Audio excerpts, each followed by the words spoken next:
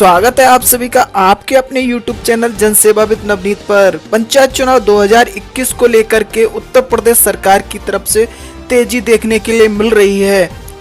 Allahabad high court की तरफ से सरकार को अल्टीमेटम दिया गया है कि वो 30 अप्रैल से पहले पंचायत चुनाव को संपन्न करा ले। इसी को लेकर के सरकार की तरफ से पहला नोटिस जारी कर दिया गया है।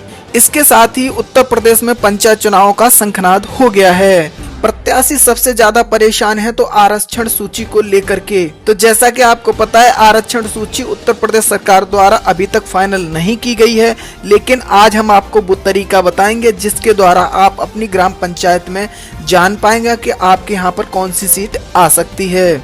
आरक्षण को लेकर के हम आपको पूरा विश्लेषण उपलब्ध कराएंगे। पंचायती राज मंत्री भूपेंद्र सिंह चौधरी द्वारा जब से ये कहा गया है कि सरकार 2 बच्चों और शैक्षिक योग्यता पर मनन कर रही है, तभी से प्रत्याशियों की नींद उड़ी हुई है। आज के इस वीडियो में हम इस विश्लेषण को भी करने वाले हैं। आपको बताने वाले हैं कि पंचायत चुनाव को लेकर के सरकार की तैयारी कहां तक पहुंच गई है और क्या संभावनाएं बन रही हैं कि सरकार कब तक पंचायत चुनाव को पूरा करा सकती है। तो दोस्तों बने रहिए हमारे साथ और देखते रहिए इस वीडियो को अंत तक। छोटा सा निवेदन आपसे करना चाहेंगे, अगर आप इस चैनल पर नए हैं तो चैनल को सब्सक्राइब कर लीजिए। जानकारी अगर आपको अच्छी लगती है तो वीडियो को लाइक और शेयर कर दीजिए। इलाहाबाद हाई कोर्ट का फैसला आने के बाद सरकार को अल्टीमेटम दिया गया है कि सरकार 30 अप्रैल से पहले पंचायत चुनाव को संपन्न करा ले। इसी को लेकर के सभी लोगों में बेचैनी देखने के लिए मिल रही है और उनकी उत्सुकता इस बात को लेकर के बढ़ी हुई है, क्या सरकार 30 अप्रैल से पहले पंचायत चुनाव को संपन्न करा पाएगी। हाई कोर्ट के आदेश के आने के बाद आरक्षण लागू करने की प्रक्रिया में तेजी आ गई है। शासन ने पंचायती राज विभाग से वर्ष 1995 से लेकर 2020 तक का पूरा डाटा मांगा है। पहला नोटिस जो है उत्तर प्रदेश के बुलंदशहर से देखने के लिए मिल रहा है। यहाँ की 951 ग्राम पंचायतों में आरक्षण किस वर्ग में रहा और आरक्षण कैसे बनाया गया, इसकी पूरी जानकारी विभाग को देनी होगी। डीपीआरओ द्वारा पूरा डाटा तैयार किया जा रहा है। ग्राम प्रधानों का कार्य दिसंबर 2020 में पूरा हो गया है। इसके बाद से प्रशासन 951 ग्राम पंचायतों की कमान संभाले हुए है। शासन स्तर से पंचायतों की तैयारियां भी चल रही हैं, मगर अब हाईकोर्ट ने अप्रैल माह तक पंचायत चुनाव को पूरा करने का निर्देश जारी कर दिया है, जिसके बाद अब शासन ने आरक्षण की रूपरेखा बनाने की तैयारी शुरू कर दी है। पंचायती राज विभाग ने डीपीआरओ से वर्ष 1995 से लेकर 2020 तक का पूरा आरक्षण का डाटा मांगा है। आदेश में कहा गया है कि 19 ब्लॉक की 951 ग्राम पंचायतों में आरक्षण के क्या क्या नियम रहे और किसी तरह से इसे लागू किया गया था। ग्राम पंचायत वार इसका पूरा डाटा उपलब्ध कराया जाए।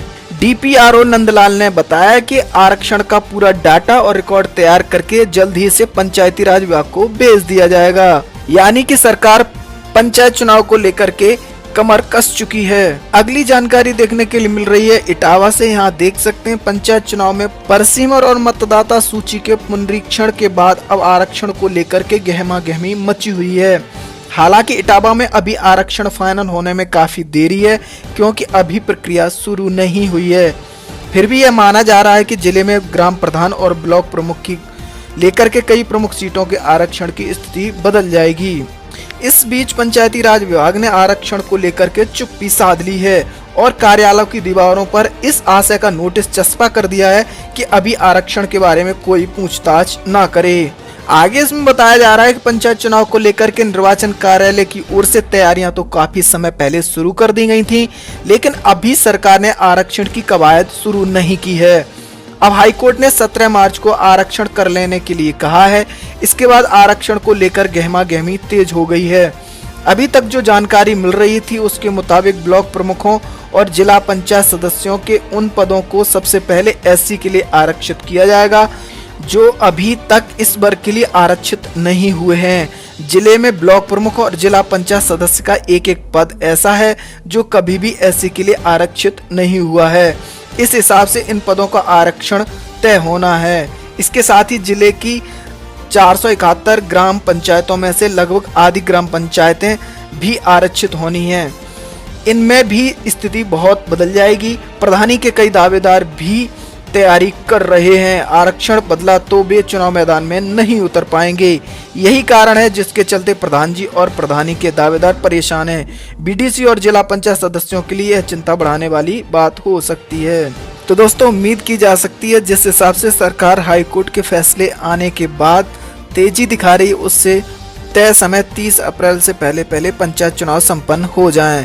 अब बात कर लेते हैं आरक्षण सूची के बारे में, जिसके बारे में उम्मीदवार काफी परेशान रहते हैं। अभी तक किसी को ये पता नहीं है कि आरक्षण सूची सरकार द्वारा कब तक जारी की जाएगी।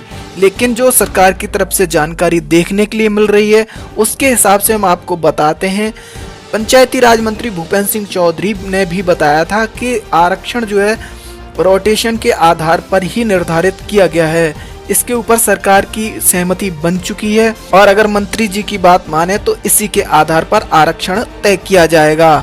अब रोटेशन प्रणाली क्या होती है उसके बारे में हम आपको बता देते हैं। रोटेशन प्रणाली के अंतर्गत उन ग्राम पंचायतों को जो पहले किसी सीट के लिए आरक्षित वर्ग में रही हैं, उनको इस बार आरक्षित नहीं किया जाएगा। कहने का तात्पर्य यह है कि अगर आपके यहाँ आरक्षित सीट है तो हो सकता है कि इस बार आपके यहाँ सामान्य सीट आ जाए। बात करें अगर दूसरी ओर, तो जहां पर अभी फिलहाल में सामान्य सीट है तो वहां सरकार उस सीट को आरक्षित वर्ग में डाल सकती है। साथ ही सरकार की तरफ से उन सभी सीटों का ब्यौरा मांगा जा रहा है जो 1995 से अभी तक एक भी बार आरक्षित वर्ग के अंतर्गत नहीं आई हैं। तो उन सभी सीटों को जो अभी तक आरक्षित नहीं हुई हैं, वो इस बार निश्चित रूप से आरक्षित वर्ग में जाएंगी। सरकार के द्वारा महिलाओं का 33% आरक्षण भी पूरा किया जाना है। ऐसे में ये कहना बहुत जल्दबाजी होगी कि किस ग्राम पंचायत में कौन सी सीट आ सकती है। फिलहाल में जो सरकार की तरफ से जानकारी देखने के लिए मिल रही है, साथ ही मंत्री जी भूपेंद्र सिंह के बयान से भी जो जानकारी निकल के आ रही है, उनके अनुसार कहा जा सकता है जो सीटें अभी तक आरक्षित नहीं हुई हैं उनको आरक्षित किया जाएगा। साथ ही वे सीटें जो आरक्षित होती रही हैं उनको इस बार सामान्य सीट किया जाएगा। अंतिम फैसला सरकार को लेना है। देखें क्या जानकारी निकल के आती है। उम्मीद है जानकारी आपको अच्छी लग रही होगी। जानकारी अगर आपको अच्छी लग रही है तो वीडियो को लाइक और शेयर करते रहिए। अब आगे बढ़ते हैं और बात करते हैं उन दो नियमों की जिनको लेकर के प्रत्याशी परेशान दिखाई देते हैं। एक नियम जुड़ा हुआ है प्रत्याशियों की शैक्षिक योग्यता से और दूसरा नियम है 2 बच्चों वाला। क्या ये दोनों नियम इस बार के पंचायत चुनाव में लागू किए जाएंगे? ये अभी तक सबसे बड़ा सवाल बना हुआ है। तो दोस्तों, सरकार की तरफ से जो जानकारी देखने के लिए मिल रही है उसमें बताया ये जा रहा है कि इन दोनों नियमों पर सरकार की तरफ से अभी विचार किया जा रहा है। लेकिन अगर सूत्रों की माने तो इन दोनों नियमों का इस बार के पंचायत चुनाव में लागू होने असंभव दिखाई दे रहा है। लेकिन इस बार भी इसका फैसला सरकार को करना है।